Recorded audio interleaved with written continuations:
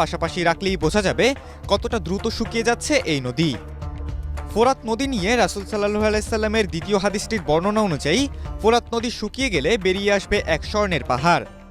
আর এই স্বর্ণের জন্য মানুষের মাঝে শুরু হবে যুদ্ধ, এবং সে যুদ্ধের ভয়াবহতা এতটাই হবে যে অংশগ্রহণকারীদের মাঝে মাত্র 1% মানুষ প্রাণে বাঁচবেন। এখন প্রশ্ন হচ্ছে, আসলেও কি প্রকাশ পাবে এমন স্বর্ণের পাহাড়? ফোরাত নদী শুকিয়ে যাওয়ার পর এর তলদেশ থেকে উন্মোচন হয়েছে এক সুড়ঙ্গ, যে সুড়ঙ্গে আছে নিখুঁত সিঁড়ি ও অবকাঠামো। অনেক প্রত্নতাত্ত্বিক ও গবেষকের ধারণা ফোরাত নদীর আশেপাশে বা এর তলদেশে একটি বিরাট স্বর্ণের খনি রয়েছে। কেউ বলছেন এটি একটি প্রাকৃতিক খনি, যাতে প্রাকৃতিকভাবে স্বর্ণ জমা হয়েছে। আবার কারো মতে এটি প্রাচীন কোনো সভ্যতার রেখে যাওয়া গুপ্তধন।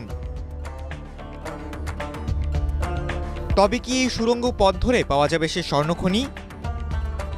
খালিদুল ইসলাম তানভীর, এটিএন বাংলা।